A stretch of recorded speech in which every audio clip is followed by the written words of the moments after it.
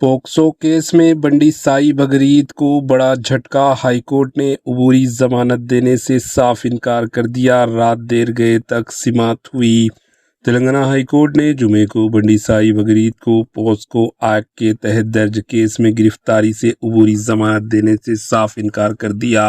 رات دیر گئے تک جاری سماعت کے بعد جسٹس ٹی مادھوی دیوی پر مشتمل تعطیلاتی بینچ نے سائی بگرید کے قبل گرفتاری ضمانت کی درخواست پر فیصلہ محفوظ کر لیا، تاہم عدالت نے فیصلے آنے تک بنڈی سائی بگرید کو گرفتاری سے بچنے کی درخواست مسترد کرتے ہوئے کہا کہ متاثرہ لڑکی کے بیان کا جائزہ لینے کے بعد اس مرحلے پر کوئی عبوری راحت دینا مناسب نہیں ہوگا۔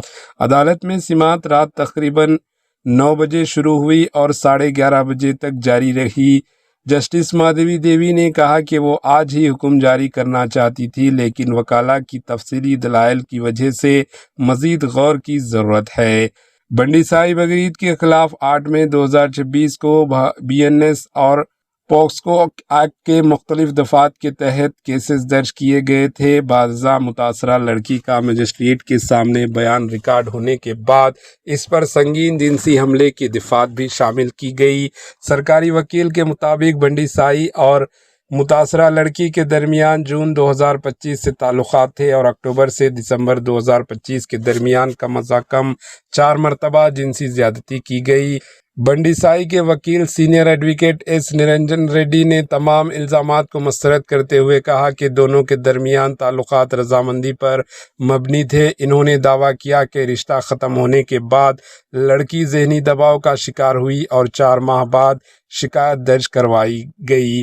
وکیل نے عدالت کو بتایا کہ ابتدائی شکایت میں جنسی زیادتی کا ذکر نہیں تھا اور بعد میں الزامات میں شدت پیدا ہو گئی۔ ان کا کہنا تھا کہ یہ جھوٹا کیس ہے اور ان کے موکل کو پھنسانے کی کوشش کی جا رہی ہے۔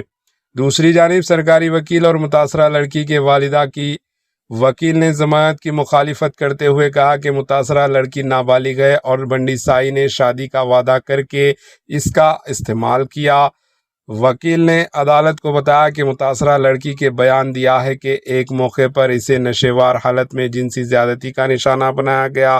متاثرہ فریق کے وکیل نے یہ بھی الزام لگایا کہ مقدمہ واپس لینے کے لیے دباؤ ڈالا جا رہا ہے اور بنڈی سائی کو راحت دی گئی تو ثبوت پر اثر انداز ہونے کا خدشہ ہے۔ سماعت کے دوران عدالت نے سوشل میڈیا، ایکس اور جج کے خلاف چلائی جا رہی مہم پر بھی سخت برہمی ظاہر کی۔ جسٹس مادھوی دیوی نے کہا کہ سوشل میڈیا پر ان کے خلاف توہین آمیزہ مہم چلائی جا رہی ہے جو انتہائی تکلیف دہ ہے۔ سرکاری وکیل نے عدالت کو بتایا کہ حیدرآباد پولیس کو اس معاملے سے آگاہ کر دیا گیا ہے اور کارروائی کی جائے گی۔ Bureau report, AHN news.